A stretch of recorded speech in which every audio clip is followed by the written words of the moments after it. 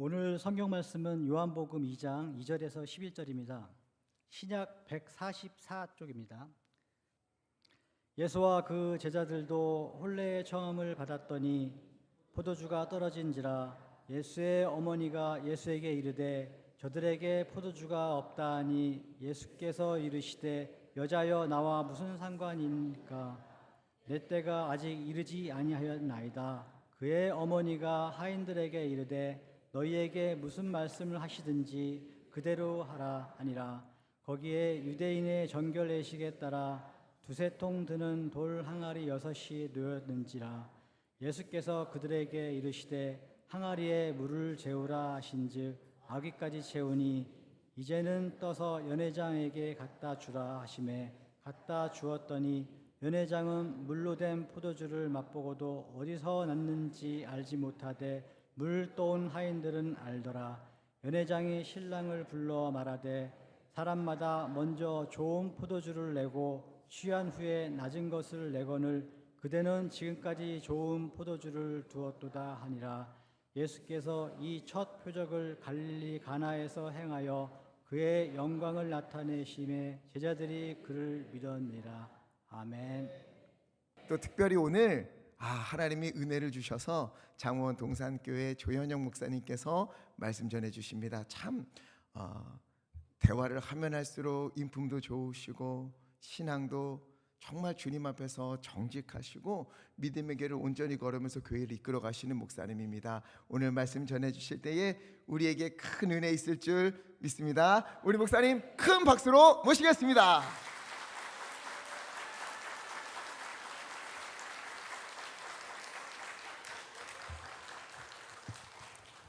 할렐루야. 아멘. 오늘 귀한 제2남선교회 헌신예배에 저를 초대해 주셔서 함께 이 귀한 은혜를 누릴 수 있도록 허락해 주셔서 감사합니다. 오늘 이 남선교회 회원들의 찬양을 들으면서 대한민국 광복 이후에 가장 은혜스러운 찬양이 아니었나 이런 생각을 해보게 되었습니다. 제가 앞에서는 보지 못했고 이렇게 강단에서 보니까 우리 이남선교회 회원들의 등을 보게 되었는데, 어렸을 때 저희 아버지가 해주셨던 말이 어른이 되면 등이 든든해야 된다. 왜냐하면 자녀들이 그 등을 보면서 자라가기 때문이라고 했는데요. 오늘 이남선교회 회원들의 든든한 등을 보면서 하나님께서 이 예관교회 약인과 보아스와 같이 성전을 받드는 든든한 기둥으로 세워주셨구나라는 생각이 들었습니다. 저 위에서 잠깐 같이 기도하고 함께 예배 드리기 원합니다. 사랑해 주님 감사합니다. 하나님께서 예관교회를 특별히 사랑하여 주셔서 하나님의 약인과 보아스와 같이 성전을 받드는 귀한 기둥들로 이 남선교회 회원 한 명 한 명을 사용하여 주시니 감사합니다. 하나님, 믿음 가운데 그 뿌리를 더욱더 든든하게 하시고 구원의 투구로 머리를 튼튼하게 하시며 가슴에 의의 흉배를 주시고 모든 것을 충만케 하시는 성령의 충만함으로 하나님께서 귀히 쓰시는 성전 기둥 되게 하여 주시옵소서. 감사드리며 예수님의 이름으로 기도합니다. 아멘. 오늘 이 자리에 초대받아서 사실은 굉장히 기대도 되고 떨리는 마음이 있는데, 저는 그 장원이라는 지역으로 2020년 겨울에 오게 되었습니다. 처음 장원에 있는 동산교회에서 담임 목사로 모신다고 하셨을 때 저한테는 이렇게 연락을 해주셨어요. 이천에 있는 교회라고. 그래서 제가 사실은 서울에서 나고 자라고 자라다 보니까 잘 몰랐어요. 장원이란 지역 자체는 이름을 처음 들어봤고, 그런데 이제 저를 소개시켜주는 목사님이 시골인데 괜찮겠냐고. 근데 좀 죄송한 말이지만 그 당시 관점에 서울 밖에는 다 시골인 줄 알았어요. 그래서 시골이라도 반도체도 있고 그러니까 그래도 뭐 도시 같겠지 그러면서 왔는데, 동산교회 이제 오니까 오고 나서 얼마 안 됐는데 권사님들이 그러시더라고요. 이천 나가야 된다고 그러시는 거예요. 그래서 제가 속으로 아니 여기가 이천인데 왜 이천 간다 그러시지? 제가 그게 좀 이해가 잘 안 되더라고요. 맨 처음에는 아니 서울 사는 사람들이 서울 간다는 것 같이 느껴져가지고. 근데 이제 지금 한 5년쯤 지나니까 지금 장원이랑 이천은 다른 동네라는 것을 제가 명확히 깨달으면서 드디어 이제 꿈에 그리던 이천으로 입성해서 제가 오늘 말씀을 나눌 수 있는 기회를 받았습니다. 사실 임정현 목사님은 원래부터 알던 사이는 아닌데 예강교회는 제가 원래부터 알고 있었습니다. 왜냐하면 제 원로 목사님이 그 원로 목사님이랑 되게 친하시대요. 그래서 올 봄에는 같이 여행도 갔다 오셨대요. 어디 티벳인가를 갔다 오셨는데 같이 갔다 오셨다고 그러시면서 그 저한테는 갑장이라 그러시더라고요. 그가 동갑내기라 그래서 4분 정도 지역의 목사님들이 친하게 지내셨다고 그렇게 말씀하셔서 예강교회 얘기를 가끔씩 들었는데 어느 날 담임 목사님이 새로 오셨다는 얘기를 들었는데 그 담임 목사님이 누군지는 잘 몰랐어요. 그냥 오셨나 보다 그렇게 했었는데 어느 날 서울에 있는 제 친구가 연락이 왔더라고요. 야, 너 이천에 살지? 이천인데 이천은 아니고 장원에 살아. 제가 그랬거든요. 아, 그래? 하여튼 이천은 이천이지. 그러면서 이천에 자기 군대 선임 자기가 정말 좋아하는 형님이 담임 목사로 갔다는 거예요. 예강교회라고. 근데 그때는 그 예강교회가 그 예강교회인지는 잘 모르고 아, 그래, 담임 목사님 오셨구나 이렇게 생각했었거든요. 오늘 그러고 좀 시간이 지나가지고 저희 권사님 한 분이 저를 대접하시겠다고 저기 순인의 흐염소탕인가 저기를 저희를 모시고 갔는데 그날 마침 내리니까 봉고차 하나가 있는데 예강교회라고 써 있는 거예요. 예강교회 혹시 들어봤는데 싶은데 보니까 한 무리의 목사님과 성도들 같은데 제가 그런 입장이라서 그런지 몰라도 연배는 어려 보여도 딱 보니까 담임 목사님이 누군지 알겠더라고요. 아, 저분이 담임 목사님인가 싶은 생각이 드는 그 순간 찰나에 젊으시네 하는 그 순간에 아, 그 목사님이 친구가 말했던 그 목사님인가? 그래서 제가 그때 아니, 혹시 그 목사님이시냐고 성강인의 선임 그 목사님이시냐 그러니까 아, 맞다고 그러셔가지고 그때 처음 알게 되고 얼굴 인사드렸어요. 그리고 나서 한두 번 정도 이렇게 교제 나누고 좋은 교제를 했었었는데 목사님이 또 이렇게 오늘 시간을 주셔서 오늘 강단 옆에 세워주셨습니다. 그 외에 오늘 말씀 나눴던 거 그리고 친구한테 들었던 우리 목사님의 좋은 성품들 본인들이 군대에서 은혜 받았던 얘기를 하려면 혹시 우리 성도님들이 집에 늦게 들어가실까봐 그게 조금 걱정이 돼서 혹시 그건 다음에 기회가 있으면 한번 더 나눌 수 있도록 해보고 오늘은 함께 말씀을 나눠보려고 합니다. 사실 말씀 나누는 것도 걱정이 많은데 잘할 수 있을까? 우리 훌륭한 목사님 앞에 제가 서면 좀 누가 되지 않을까 싶다가 오늘 좀 마음 편하게 잡은 건 에이, 가끔 탄밥도 먹고 누룽지도 먹어야지 평소에 먹는 밥 귀한 줄도 알겠지 그런 생각이 들어서 제가 그냥 편안한 마음으로 오늘 함께 말씀 나누려고 합니다. 오늘 말씀 여러분 잘 아시는 말씀이죠. 저는 오늘 말씀을 읽을 때마다 제가 고등학교 때 공부했던 한 용어가 생각이 나는데 그 용어는 엔트로피라는 단어였어요. 혹시 여러분 엔트로피라는 단어를 들어보셨거나 아시는 분 계십니까? 엔트로피. 젊은 분들은 좀 들어보실 수도 있고 익숙하지 않을 수도 있을 텐데 저도 사실은 수능 보다가 언어 영역 지문을 읽으면서 알게 된 건데 과학 용어래요.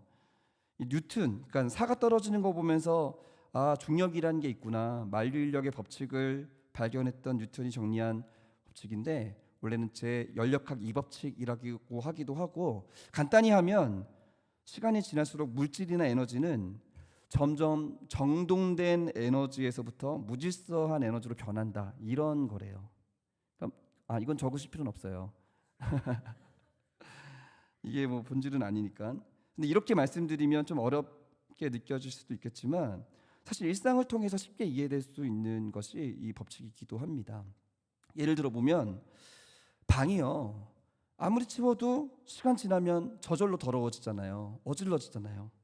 가만히 놔둬서 더 깨끗해지는 방은 없습니다. 가만히 놔두면 질서는 무너지고 무질서가 더 커지는 겁니다. 이런 게 엔트로피라고 보시면 됩니다. 냉동실에서 꺼내둔 얼음도 마찬가지입니다.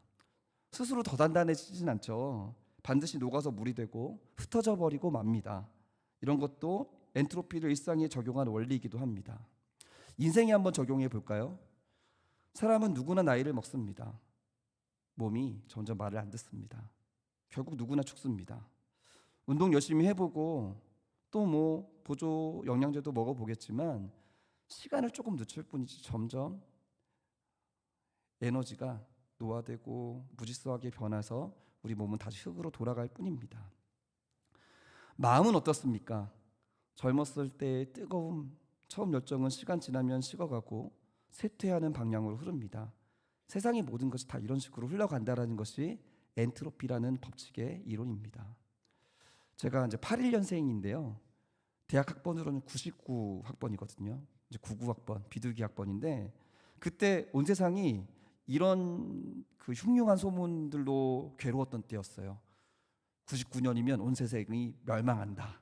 노스트라다무스 종말론 이런 때라서 제 친구 중에 한 명은 이러더라고요. 아유 내년에 종말할 건데 못하러 공부해. 우리는 그냥 이러다 죽고 말래. 이랬던 친구도 있었거든요. 그런 위기, 그런 분위기에서 이 엔트로피란 이야기를 읽었을 때 신앙인으로서 저는요 뭐가 생각났냐면 하나님께서 만드신 모든 창조 세계, 피조 세계가 결국은 종말을 향해 간다는 것으로 기결되고 그렇게 이해가 되기도 하더라고요. 또 제 안에 신앙생활 중에 가장 큰 충격 중에 하나가 92년도 제가 초등학교 6학년 때 10월 28일이면 죽어 종말론 그때 여러분 기억나시죠? 그게 제 어렸던 나이에 되게 충격적이기도 했었어가지고 이런 온갖 기억들이 함께 엮이면서 이 본문, 이 질문을 대할 때마다 우리는 결국 이렇게 소멸되고 마라 라는 생각 때문에 공부와는 또 별개로 굉장히 불안했던 기억이 있습니다. 그런데 오늘 말씀에 등장하는 이 혼인잔치 결혼식에도 이 원칙이 소개됩니다. 말씀의 배경과 내용은 다들 잘 아시니까 오늘 제가 나누고자 하는 중점으로 이야기해 보겠습니다. 결혼식이 있습니다. 결혼식에는 맛있는 음식이 준비되어 있고요. 오늘 포도주도 아주 넉넉하게 잘 준비되었습니다. 근데 문제는 뭡니까? 먹다 보면 먹는 거 다 없어진다는 거죠. 포도주요? 시간 지나면 떨어진다는 겁니다. 이것도 질서에서 무질서로 가는 엔트로피의 일부라고 이해해 볼 수 있겠습니다. 피할 수가 없는 것입니다. 이것을 설명하고 있는 인상적인 구절이 있는데 10절의 말씀입니다. 자막을 통해서 한번 같이 읽어보겠습니다. 함께 한번 읽어볼까요? 시작. 말하되 사람마다 먼저 좋은 포도주를 내고 취한 후에 낮은 것을 내거늘 그대는 지금까지 좋은 포도주를 두었도다 하니라. 아멘. 연회장이 말한 거거든요. 이 연회장이 어디선가 갑자기 생긴 포도주를 보면서 이렇게 말하는 거예요. 아니 보통은 사람들이 좋은 거 맛있는 거 먼저 먹고 나중에 좀 취할 때 얼떨떨해지면 안 좋은 거 내둬두면 오늘은 어떻게 이렇게 좋은 포도주가 마지막까지 있었네요. 이렇게 얘기하는 거죠. 연회장이 말하고 싶은 게 이거예요. 보통은 이렇게 한다는 거예요. 사람들마다 이렇게 산다는 거예요. 인생의 보편적 양태가 이렇다는 건데 그게 뭡니까? 먼저는 좋은 거 내놓고 나중 되면 안 좋은 거 내놓는다는 거예요. 먼저 맛있는 거 포도주 내놓고 시간 지나면 좀 맛이 떨어진 거 내놓는다는 거예요. 대부분 이렇게 산다는 겁니다. 사람마다 이렇게 살아가고 있다는 거죠. 이게 연회장이 말하는 것이고 우리 인생에 스며든 엔트로피의 법칙입니다. 오늘 이런 것의 예표적인 정황이 결혼식 잔치에 포도주가 떨어진 것입니다. 포도주가 떨어지는 것처럼 우리 삶에는 점점 떨어져 가는 것, 그리고 흩어져 가는 것, 무질서해져 가는 것이 있습니다. 연애할 때 되게 설레이고 좋은데 결혼 생활은 시간이 지나갈수록 점점 마음이 식어가고 별도 따다 준다는 마음이 별을 가지고 와도 시큰둥한 마음으로 바뀌어 가는 것, 가족같이 친했던 관계가 점점 덤덤해지다 못해 무뎌져 가는 것, 이것이 사람들 사이마다 있는 일이기도 합니다. 두란노에서 했던 부부학교라는 걸 해봤던 적이 있거든요. 거기에는 장로님, 이렇게 거기를 섬겨주셨던 장로님이 외부에서 오셨던 장로님이신데 그 클래스의 리더가 됐던 다른 교회 장로님 부부가 사회적으로는 되게 성공한 분이었어요. 그 장로님은 연배가 한 70이 좀 넘으셨는데 건물을 가지고 있다고 하셨고요. 아내 되시는 권사님은 환갑을 좀 넘으셨는데 키가 170이 넘으시더라고요. 그리고 그러니까 저보다 크다고 말하면은 비밀이 드러나니까 그냥 여기까지만 하고 여튼 미인이셨어요. 되게 예쁘시더라고요. 그래서 제가 미스 코리아 나가셔도 되겠어요. 그러니까 권사님이 웃으시면서 그러게요 그러더라고요. 그런데 본인이 결혼을 20살 때 해버려가지고 나갈 길을 잃어버렸대요. 진짜 나갈 마음이 있었나 봐요. 제가 두 분 사이가 이렇게 좋으신데 왜 부부학교 들으러 오셨어요? 자고 여쭤봤더니 지금 좋아진 거고 별로 안 좋았대요. 처음 결혼할 때는 장로님이 엄청 매달리셨대요. 10살 차이라 그러셨거든요. 10살 차이. 그래 놀라시면 안 되는 게 오늘 임정현 목사님 얘기 들어보니까 거의 근접했던데요. 네. 근데 사실 저도 뭐라고 할 말 아는 게 저도 9살 차이거든요. 네. 은혜 받은 사람들이죠. 기도 많이 한 사람들입니다. 젊었을 때.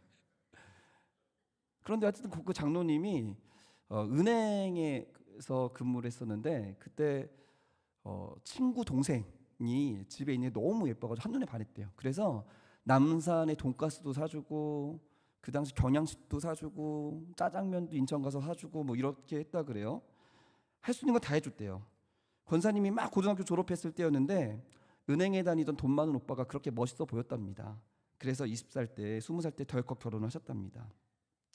막상 별도 달도 다 따다 줄 것처럼 그러더니 결혼하고 아이 하나 생기고 둘 생기니까 이제부턴 그렇게 안 됐다고 합니다. 처음엔 좋은 선물도 주었지만 막상 결혼하니까 시댁과의 갈등, 두 아이를 키우는 동안 소홀했던 것이 갈등이 생겨서 우울증이 생겼대요. 그리고는 집도 나가고 싶고 막 여러 가지 문제들이 많이 생겼다고 해요. 그렇게 홀로 마음고생했던 괴로운 이야기를 권사님이 이제 풀어내기 시작하자 그제서야 리더로서 기세당당했던 장로님께서 풀이 죽은 목소리로 이렇게 말씀하시는 거예요. 아니 내가 어렸을 때 어른들한테 배울 때는 잡은 물고기에는 밥 주는 게 아니라고 해서 그랬대요. 그러니까 그 당시 어른들은 그렇게 말했다는 거예요. 잡은 물고기에는 밥을 주는 게 아니다. 그래서 일단 결혼하고 나서부터는 그냥 대면대면하게 됐다는 것이죠. 그런 마음가짐을 가지고 있다가 안 되겠어서 예수님 믿고 부부학교를 통해 회복한 후 이 일을 사명처럼 여기며 섬기고 있다고 하셨습니다. 오늘 말씀의 배경이 결혼식이잖아요. 결혼생활 막 시작되면 둘 사이에 꿀이 뚝뚝 떨어지잖아요. 참기름 냄새가 멀리 풍겨나가죠.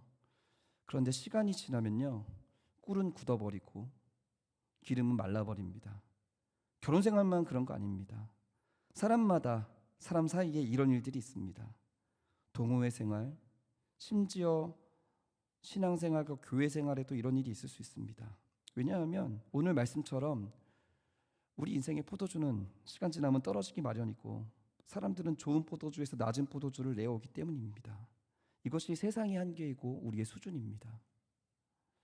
그런데 이때 예수님께서 이 결혼식에 개입하십니다. 예수님은 빙하리에 물을 채우라고 말씀하셨습니다. 그리고 물이 변하여 포도주가 되었습니다. 그런데 이 포도주를 맛본 사람이 놀란 것은 더 맛있어서 그랬대요. 뭐보다 맛있었죠? 처음 내었던 것보다 더 맛있었다는 겁니다. 연회장이 놀랬고요. 또 결혼식에 함께 참여했던 제자들이 놀랬습니다. 예수님께서 나중에 더 맛있는 포도주를 내어주셨던 것처럼 우리 예수님은 우리 인생을 점점 더 맛있게 하시는 분이십니다. 예수님께서 이 땅에 오신 것은 영생을 주려 하심이래요. 어렸을 때 불렀던 하나님이 세상을 이처럼 사랑하사 독생자를 주셨으니 이는 누구든지 그를 믿으면 멸망하지 않고 영생을 얻게 하려 하십니다. 요한복음 3장 16절. 근데 여러분, 예수님 없이 영생을 산다면 너무 무섭지 않겠습니까? 영혼이 점점 늙어지는 것뿐이에요. 점점 무기력해지고 점점 연약해지고 점점 기력이 쇠한다면 그 영생은 어떤 의미가 있을까요?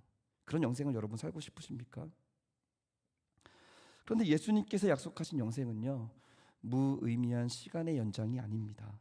예수님의 약속은 우리 삶을 시간이 지날수록 더 맛있는 포도주처럼 더욱 풍성하게 만들어 주시겠다라는 약속이십니다. 만약 예수님 없다면 오늘 우리의 삶은 어떨까요? 우리는 그저 늙어갈 뿐이고 죽어갈 뿐이고 무기력해질 뿐입니다. 부족해지고 떨어질 뿐입니다. 그러나 더 좋은 포도주를 만들어 주시는 예수님을 우리 삶의 중심에 둘 때 우리의 시간은 늙어가는 것 아니고 노화되는 거 아닙니다. 우리의 시간은 더욱 성숙해지는 것입니다. 그리고 그 마지막은 죽음이 아니라 하나님 나라에서 영원한 천국 잔치를 마음껏 누리는 것입니다. 매일매일 누리는 것입니다. 오늘 말씀을 이해해 보기 위해서 요한의 큰 그림을 한번 나눠보고 싶습니다. 오늘 요한복음 2장의 혼인잔치를 요한이 뭐라고 평가하냐면 이것이 예수님께서 이 땅에 오신 첫 번째 표적이라고 합니다. 근데 이 표적이라고 했을 때 이게 좀 이해 안 가는 부분이 좀 있어요. 마태, 마가, 누가, 요한, 이게 사복음서라고 하는데 사복음서에서 각각 처음에 나오는 표적들 중에 마태, 마가, 누가는 첫 번째 표적이 가나의 혼인잔치가 아니거든요. 아니 심지어 가나의 혼인잔치는 마태, 마가, 누가복음에는 기록되어 있지도 않은 이야기예요. 좀 어려운 말로 하면 요한복음 단독 기록이에요. 그런데 마태에서는, 마가에서는, 누가에서는 나병 환자가 일어난 것, 베드로 장모가 회복된 것, 이런 것들이 첫 번째 표적인데 왜 요한복음에서는 이 가나의 혼인잔치를 첫 번째 표적이라고 말했을까? 이것이 저에게는 성경 읽으면서 질문이기도 했는데 표적은요 단순한 기적이 아닙니다.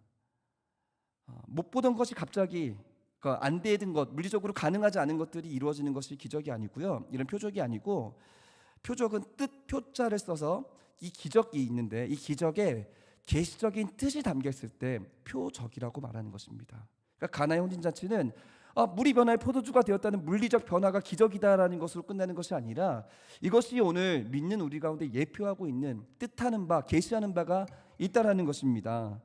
그런데 그것을 이해해 보려면 우리 예수님께서 처음과 나중 되신 예수님을 보았던 요한계시록 한번 이해해 볼 필요가 있는데 요한이라는 사람이 쓴 책이 여러 책이 있잖아요. 요한이 쓴 책이 요한복음이 있고 뭐 요한 1, 2, 3서가 있고요. 마지막에는 요한계시록이 있죠.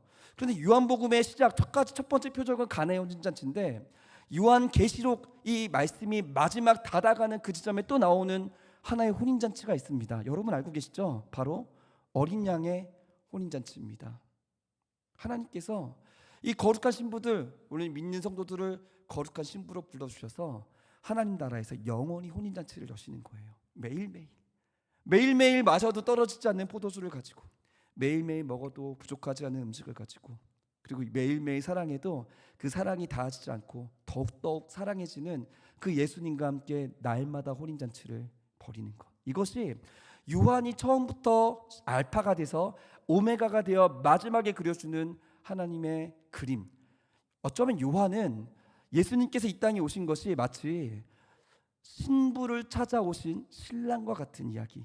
그래서 우리 성도들을 거룩한 신부 삼아 하나님의 처소 가운데 들어가서 영원히 매일매일 혼인잔치를 누리는 그 그림을 꿈꾸고 그리고 있으면서 요한복음서부터 요한계시록이란 거대한 하나의 작품을 완성했는지도 모르겠습니다. 그래서 오늘 요한계시록 19장 6절부터 9절 말씀을 한번 제가 읽어보겠습니다. 말씀에 있는 자막들을 한번 살펴보면서 같이 따라 읽어주시면 좋겠습니다. 또 내가 들으니 허다한 물이 음성과도 같고 많은 물소리와 같고 큰 우레소리와도 같은 소리로 이르되 할렐루야 주 우리 하나님 곧 전능하신 이가 통치하시도다. 우리가 즐거워하고 크게 기뻐하여 그에게 영광을 돌리세. 어린 양이 혼인 기약이 이르렀고 그의 아내가 자신을 준비하였으므로 그에게 빛나고 깨끗한 세마포 옷을 입도록 허락하셨으니 이 세마포 옷은 성도들의 옳은 행실이로다 하더라. 천사가 내게 말하여 기록하다. 어린 양의 혼인잔치에 청함을 받은 자들이 복이 있도다 하고 또 내게 말하되 이것은 하나님의 참되신 말씀이라 하기로. 여러분, 요한이 처음 기록한 이야기에 뭐가 있다고요? 가나의 혼인잔치 얘기로 시작된다는 거. 이게 첫 번째 표적인데 마지막 요한계시록 19장쯤 가니까 요한이 이 말씀을 매듭지으면서 본인이 보여주고 싶은 것은 어린 양의 혼인잔치예요. 이 혼인잔치에는 포도주가 떨어짐이 없습니다. 왜요? 예수님께서 날마다 더 좋은 포도주를 내오시기 때문에 오늘보다 내일은 더 멋진 잔치고요.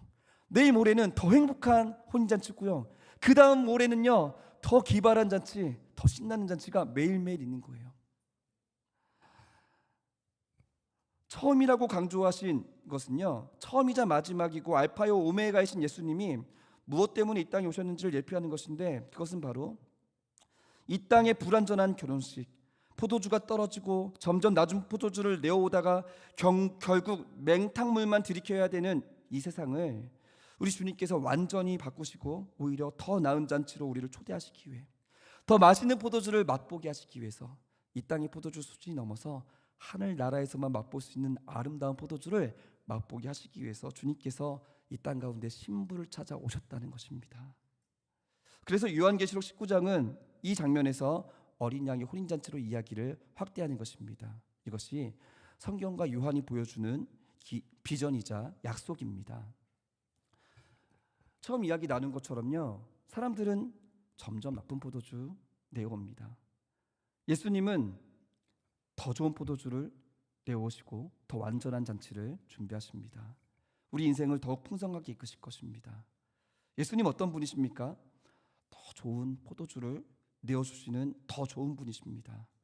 이 십자가에서 흘리신 그 보혈로 말미암아 그 보혈을 우리 가운데 건네시면서 우리에게 말씀하십니다. 이것이 너희를 향한 내 언약의 포도주다. 사랑하는 내 신부, 거룩한 내 신부야. 어린 양인 나와 혼인하자. 이제 결혼식의 기쁨을 영원히 누리며 살아가자. 나의 결혼식에는 결코 포도주의 부족함이 없단다. 인생의 부족함이 없단다. 내 잔이 넘친단다. 나와 함께 같이 영원히 살자. 예수님 어떤 분이십니까? 세상은 점점 낡아지지만, 세상은 점점 식어지지만, 세상은 점점 무질서하고 무례해지지만, 결국 종말을 맞이할 수밖에 없겠지만, 예수님은 더 좋은 포도주를 내어주시는 분이시고요, 더 맛있는 인생을 우리 가운데 선물하시는 분이십니다. 예수님은 우리 앞으로를 더 좋은 곳으로 만들어 가시는 분이십니다. 이것이 히브리서에서 강조되는데요, 제가 히브리서의 말씀들을 한번 읽어볼 텐데 여러분도 그냥 같이 한번 읽어볼까요? 함께 읽겠습니다. 시작. 율법은 아무것도 온전하게 못할지라 이에 더 좋은 소망이 생기니 이것으로 우리가 하나님께 가까이 가느니라. 아멘. 7장 말씀 읽어볼까요? 이와 같이 예수는 더 좋은 언약의 보증이 되셨느니라. 8장 말씀, 그러나 이제 그는 더 아름다운 직분을 얻으셨으니 이는 더 좋은 약속으로 세우신 더 좋은 언약의 증보시라. 9장 말씀, 그러므로 하늘에 있는 것들의 모형은 이런 것들로 할 필요가 있었으나 하늘에 있는 그것들은 이런 것보다 더 좋은 제물로 할지니라. 그들이 이제는 더 나은 본향을 사모하니 곧 하늘에 있는 것이라. 이러므로 하나님이 그들의 하나님이라 일컬음 받으심을 부끄러워하지 아니하시고 그들을 위하여 더 한 성을 예비하셨느니라. 그리고 11장 40절 말씀도 한번 읽어볼까요? 같이 읽겠습니다. 시작. 이는 하나님이 우리를 위하여 더 좋은 것을 예비하셨은즉 우리가 아니면 그들로 온전함을 이루지 못하게 하려 하심이라. 아멘. 오늘 히브리서가 증언하는 하나님 아들 예수님은 어떤 분이십니까? 더 좋은 언약의 중보자십니다. 더 좋은 언약의 보증자이십니다. 그리고 더 좋은 소망을 주시는 분이시고요, 더 좋은 제사를 우리 가운데 허락해 주신 분이시고요, 더 좋은 번향을 우리 가운데 보여주시는 분이십니다. 마지막 저는 특히 이 말씀을 좋아하는데요, 더 좋은 것을 예비해 주시는 분이십니다. 누구에게? 하나님께서 거룩한 신부라고 여기시고 너는 내 것이야, 나와 함께 가자 말씀하시며 일어나, 나 너 찍었어, 내가 지명하여 너를 불렀나니 너는 내 것이야 말씀하신 여러분들에게 더 좋은 것을 예비하십니다. 인생의 남편들은요, 처음에는 달도 따다 줄게, 별도 따다 줄게 약속하지만 그 이후로는 그냥 반짝이는 것조차도 사실 나누기 못할 때도 있죠. 그러나 우리 주님은요, 더 좋은 것을 주시는 분이십니다. 믿으십니까? 저는 저희 인생의 주인이자 주님으로 예수님을 영접했다는 것을 마음 깊은 곳으로 새삼스럽게 감동하고 있습니다. 그런 예수님 어떤 분입니까? 믿을수록 알수록 더 좋은 분이십니다. 제가 올해 나이가 45세가 되면서 그동안 느끼지 못했던 몸의 기능의 쇠퇴를 절실하게 느낍니다. 작년에 제가 심근경색으로 한번 쓰러졌었거든요. 러닝을 하다가 갑자기 쓰러졌는데, 러닝하다 보니까 새벽 예배 끝나고 러닝하다 보니까 이렇게 주머니 넣을 데가 없어서 핸드폰 안 가지고 뛰었는데, 핸드폰도 없으니까 그 천미천이라고 천 따라 걸어 뛰었는데 사람이 없어가지고 쓰러진 상황에서 누가 좀 지나가주기를 기다리고 있었다가 결국 차 한 대가 지나가서 병원에 갔는데, 그때가 마치 의료대란 그래가지고 응급실에 그 응급차가 왜 안 된다고요? 여기 안 되냐고요? 뭐 그러다가 결국 청주까지 가가지고 제가 갔는데 의사 선생님이 그러시더라고요. 15분 늦었으면 이 세상 사람 아니라고. 그런데 최근에 저랑 동기들, 같은 학부 동기들 목회자 5명이 모였는데 공통점은 다들 약을 먹고 있다는 것이었습니다. 저는 저 나름의 이제 약을 먹죠. 저는 제가 되게 건강할 거라고 생각했거든요. 저희 아버지 오형제인데 다 70대인데 다 살아계시고, 할아버지 9남매신데 80대까지 다 살아계셔가지고 우리 집안은 유전적으로는 그래도 건강한 집안이야 생각했는데, 그래서 뭐 몸에 좀 안 좋은 친구가 있어도 운동하면 다 이겨낼 수 있어 그렇게거든요. 근데 요즘은 그냥 꼼짝 안 하고 당뇨약, 고지혈, 고혈압, 콜레스테롤까지 다 아침마다 열심히 먹고 있습니다. 근데 저는 그렇게 약을 먹고 있는데 또 한 친구는 통풍약을 먹고 있고요. 또 한 친구는 고혈압을 먹고 있고, 또 한 친구는 항우울증 약을 먹고 있다고 고백했습니다. 100년 전에는 우리나라 평균 수명이 40세 정도라고 했는데, 보니까 평균 수명이 늘어난 것은 우리가 대단히 건강해졌다기보다는 약으로 수명을 연장하고 있는 중이구나라는 생각을 해보게 되었습니다. 얘기 나누면서 또 친구가 샜네요. 어제 그저께 친구 한 명이 뇌출혈로 쓰러졌다고 기도해달라고 이렇게 우리끼리 연락이 왔는데요. 다행히 회복되고 있는 중인데, 이런 이야기들을 보면서 우리 되게 풋풋할 때 만났는데 젊음이라는 포도주는 맛있게 다 먹고 이제는 그렇지 못한 포도주를 마시는 때인가, 이런 생각도 해보게 됩니다. 그러나 예수님을 믿으면서 제 마음에 늙어간다거나 젊은이들한테 밀려간다라는 생각이 들지는 않습니다. 더욱 숙성되어서 내 인생이 더 맛있어진다라는 믿음 가운데 감사할 뿐입니다. 그러니 여러분, 이제 여러분의 인생에도 예수님께서 개입해야 되지 않겠습니까? 오늘 제 이남선교회 헌신예배로 예배를 드립니다. 그리고 제가 듣기로는 50대라고 들었습니다. 50대 신앙생활은 어떻습니까? 그리고 봉사생활은 어떠십니까? 50대가 되면 아무래도 일하는 삶의 터전이나 교회 안에서 여러 봉사하는 자리에서 부서의 장이시거나 기관의 장의 역할이나 책임을 그에 준하는 역할들을 감당하실지도 모르겠습니다. 삶의 경험이 많고 노련하니까요. 그런데 이런 장이 되니까 한편으로는 오늘 연회장과 비슷하게 고백될 때가 있을지 모르겠습니다. 말하되 사람마다 먼저 좋은 포도주 내고 취한 후에는 낮은 것을 내거늘. 시간 지나니까 힘들어. 젊을 때는 참 열심히 했지. 그때는 열정도 넘쳤어. 80년대 90년대 막 그때 부흥할 때 신앙생활 재밌었잖아. 으쌰으쌰하고 기도하면 은혜 받고, 기도하면 방언 받고, 기도하면 역사가 일어나고, 그때는 진짜 재밌었는데. 북칠구 한번 이천 돌면은 따라 한 100명, 200명씩 와가지고 주일학교 가면 진짜 신났는데, 그때 참 좋았지. 그런데 오늘은 마치 예전에는 좋은 포도주 마셨는데 지금은 낮은 포도주를 당연하게 받아들이고 있는 때는 아닌지 모르겠습니다. 이제는 좀 시간이 지났잖아. 한국교회 부흥기고 이제는 조금씩 그런 거 받아들여야지. 애들 출생이 줄어들고 있다는데 우리도 몸이 그만하진 않잖아. 그때 재밌게 신앙생활했으면 됐지 뭐. 젊은이들이 불쌍하지. 우리 누렸던 그만큼 못 느끼고. 우리 그냥 그때는 부흥회 때 3박 4일 기도원에서 밤새도 진짜 하나도 끄떡 없었었는데 요즘은. 근데 주님께서 오늘 말씀하십니다. 오늘 찬양에도 이런 고백을 했죠. 보라 새 일을 행하시리니 이제 곧 나타내리라. 주님께서 우리 가운데 뭐라고 말씀하십니까? 옛 정리를 기억하지 말라고. 보라 내가 새 일을 행하겠다고. 언제까지 옛날에 받았던 그 은혜 가지고 그걸 추억하고 되새김질을 하면서 그것을 다시 채찍질 삼아 오늘의 열심을 내는 일들 안 해도 된다고. 오늘 하나님께서 그때 은혜가 아니라 오늘 새로운 은혜를 통해서 너에게 새 힘을 공급해 줄 거야. 장정도 넘어지고 소년도 엎어지지만 여호와를 앙망하는 자에겐 새 힘을 주어서 일 감당케 할 거야. 보라 내가 새 일을 행할 거라니까. 누구를 통해서? 너희를 통해서. 저 아무것도 아닌데요. 아니 아무것도 아닐 때 능력 주시는 자 안에서 내가 모든 것을 할 수 있느니라. 주님께서 그렇게 말씀하셨잖아요. 모세에게, 믿음의 사람들에게. 기드온 어떤 사람입니까?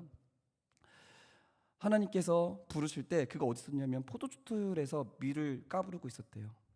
제가 장원 와서 본 재미있는 것 중에 뭐는 이제 말로만 들었던 곡식 터는 거 이런 거를 옆에서 권사님 하는 거 이제 보게 되는 거죠. 곡식을 까부르는데 교회 뒷마당에서 농사지었던 참깨 같은 가루를 이렇게 하시더라고요. 선풍기 틀어놓고 바람이 날리시더라고요.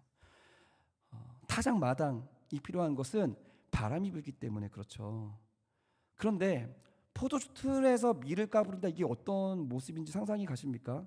막힌 곳에서 이 포도주 틀을 까부른다는 것은, 밀을 까부른다는 것은 혹시 미디안 사람들에게 빼앗길까봐 안 빼앗기려고 숨어서 지금 까부르고 있는 거죠. 근데 바람이 필요하니까 어떻게 하고 있을지 상상해 보면 아마 하면서 입으로 호흡 불었을 것 같아요. 그런데 이런 기드온의 모습을 보면서 하나님께서 나타나셔서 말씀하십니다. 너는 강한 용사다. 뭐가 강해 보입니까? 쫄보지. 그런데 우리의 수준이 아니라 더 좋은 것을 만들어내신 하나님께서 우리 기드온을 약한 자가 아니라 더 강한 자로. 기드온 스스로 말하죠. 우리 집안 아무것도 아닌 거 아시잖아요. 므낫세 집안이에요. 그 중에서 우리 집안은, 우리 아버지 집은 약해요. 아버지의 형제들 중에서 제가 막내, 꼬레비, 아무것도 아니에요. 제일 약해요.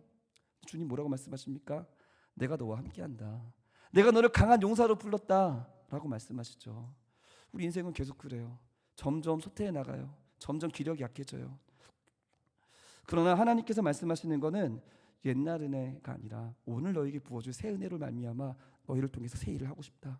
광야의 길 만들고 싶어. 내가 너를 통해서 사막의 강을 만들고 싶어. 하나님께서 말씀하십니다. 너희를 통해서 하나님의 생수의 강물이 흘러가서 닿는 곳마다 생명이 솟게 되어 동산을 이루고 모든 죽은 것들이 다 새롭게 소생하는 그 일들을 오늘 예강교회, 특별히 이 남선교회 회원들을 통해서 하고 싶어.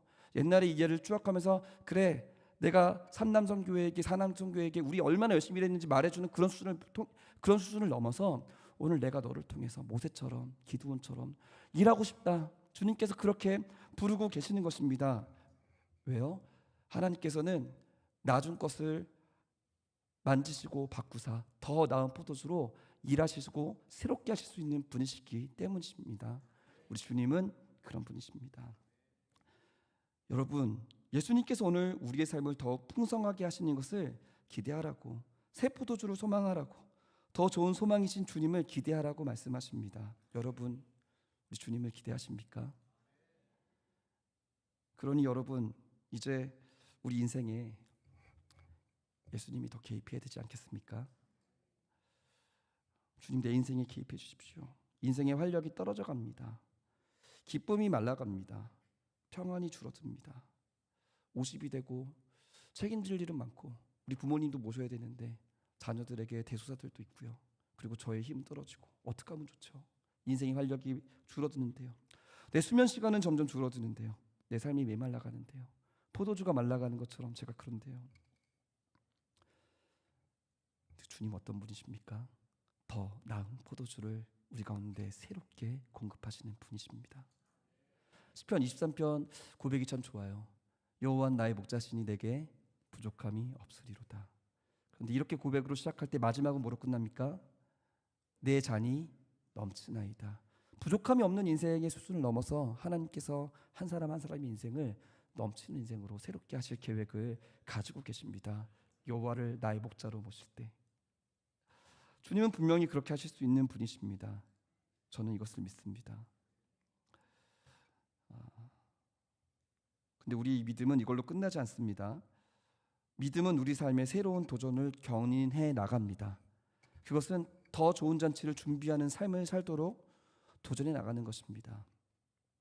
혹시 말라버린 광야와 같은 관계들이 있습니까? 아유, 저 인간은 안 돼. 내가 같은 교회 생활 하지만 진짜 같은 교인이라서 내가 이 정도 그냥 인사하고 지내는데 저 인간 안 볼 거야. 진짜 내가 이 정도 해주는 것만 해도 내가 같은 교인이라서 그래, 내가 어디 네가 감히 나한테 눈 뜨고 이렇게 라고 하는 마음, 더 이상 잘해주고 싶지 않은 사람, 더는 내가 대접하기 힘들다고 여겨지는 그런 것이 있을 때 우리는 우리 안에 더 좋은 것을 주시는 예수님, 마르지 않은 샘으로 우리 심령 깊숙한 곳에서 역사하시는 예수님을 생각해 보면 이제 더 나은 곳으로 나아갑니다. 그건 뭡니까? 나 또한 그런 이들 가운데 광야와 같은 누군가에게, 메마른 사막 같은 이들에게 포도주 한 잔을 대접하는 인생이 되는 것이죠. 왜요? 주님이 그러셨으니까. 주님이 앞으로도 그러실 거니까. 내 인생을 그렇게 세우실 거니까. 이의 은혜를 기억하면서 섬기는 봉사를 넘어서 매 예배 가운데 새롭게 부어주실 주님의 은혜를 기대하며 예배드리는 인생으로 주님께서 변하게 하실 것입니다. 우리는 당연한 예배를 드리지 않습니다. 모든 것은 은혜, 내 인생에 당연한 것은 하나도 없었습니다라고 우리가 찬양의 고백을 했는데요. 그렇습니다. 우리의 다음 주 예배, 주일 예배, 당연히 예배 드리니까, 우리 신앙의 습관이 그렇게 들었으니까. 그러나 하나님은 이 당연함을 넘어서 예배하기를 바라십니다. 기대하길 바라시는 거죠. 늘 드렸으니까 드리는 우리가 영적인 습관으로 자리 잡은 이것 역시 귀하고 좋은 것이지만, 이것보다 영적으로 발돋움해서 이때마다 하나님께서 오늘 새롭게 부어주실 새 은혜들, 새 포도주를 기대하면서 하나님 오늘 나에게 어떻게 말씀하실지, 어떤 도전으로 내 삶을 모험하게 하실지 이끄실지를 기대하며 두렵고 떨리는 마음으로 이 자리에서 예배하는 주의 백성으로 새롭게 하실 줄 믿습니다. 오늘 헌신 예배를 통해서 도전하고 싶은 새로운 미션을 드려본다면, 올해 성탄절에는 이런 얘기를 하면서 우리 이 남성교회가 한번 통련회를 해보면 어떻겠습니까? 당신과 나 사이에 더 좋은 거 기대할 수 없었는데 하나님께서 더 좋은 포도주를 준비해 주셨네요. 더 좋은 것을 위해서 애써 주셨네요. 예전보다 더 훨씬 즐겁게 섬겨 주셨네요. 당신 보니까 그게 느껴져요. 오늘 올 연말에 우리가 서로 인사할 때 정말 더 활기차 보여요. 더 즐겁게 봉사하는 게 느껴져요. 집사님, 장로님, 우리 권사님 안에서 예수님이 마르지 않는 샘으로 역사하시는 게 느껴져요.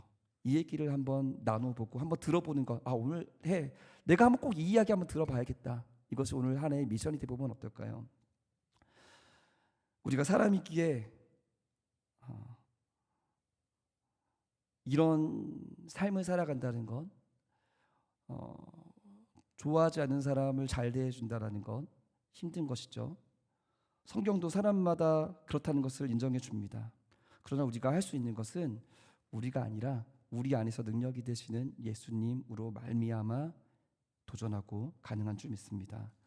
예수님과 함께라면 우리도 한번 이런 말 들어봐야 되지 않겠습니까? 자랑스러운 예강의 성도 여러분, 가나의 잔치는 예수님의 첫 번째 표적이었지만 단순한 기적이 아니라 영원한 잔치를 향한 서곡이었습니다. 사람의 잔치는 시간 지나면 떨어지는 것이지만 주님은 더 좋은 포도주를 지금까지 두셨고 앞으로 여러분을 그렇게 더 좋은 것으로 인도하실 것입니다. 예수님의 은혜는 끝내 어린 양의 혼인잔치로 우리를 이끌 것이며 오늘 우리의 삶도 그 잔치의 전주곡이 되어서 날마다 새 기쁨을 노래하게 될 것입니다. 더 좋은 예수님을 기대하며 살아가 봅시다. 그리고 더 주님을 사랑하며 살아가 봅시다. 하나님께서 더 좋은 것으로 우리 인생을 만족하게 하실 것을 기대해 봅시다. 언제요? 오늘뿐만 아니라 당장 내일 새벽부터 기대하는 거예요. 하나님 오늘 나에게 어떻게 인도하실까? 어떤 말씀으로 우리 인생을 새롭게 하실까? 하나님께서 어떻게 우리를 충만케 하실까를 기대하면서 교회 오는 발걸음을 인도한다면 매일매일 찬송가 고백처럼 내 주 되신 주님을 더욱 사랑 이전보다 더욱 사랑합니다라는 믿음의 고백으로 우리를 이끌어 가시게 될 줄 믿습니다. 더 좋은 예수님 기대하며 살아갑시다. 그리고 더 예수님을 잘 믿는 여러분들 되시기를 주님의 이름으로 소망합니다. 우리가 더 좋은 것으로 서로를 축복하고 나누어주고 그리고 그 나눔 가운데 우리 더 좋으신 예수님을 찬미하는 우리 예강의 성도들이 그리고 제 이 남성교회 회원들이 되시기를 우리 더 좋으신 예수님의 이름으로 간절히 축원합니다. 사랑해 주님 감사합니다. 우리 주님께서 우리 인생을 더 좋은 것으로 만드시는 것을 믿기에 주님을 믿고 하루하루의 삶을 더 주님을 사랑하는 삶으로 주님을 위해 헌신하는 삶으로 살아가기를 원합니다. 주님 매일매일 충만케 말씀하여 주시고 부족함이 없게 넘치게 주의 성령 부어 주님께서 우리에게 맡겨진 사명을 기쁘게 감당하는 예강의 성도들 제 이 남성교회 회원들 되게 하여 주시옵소서. 감사드리며 예수님의 이름으로 기도합니다. 아멘.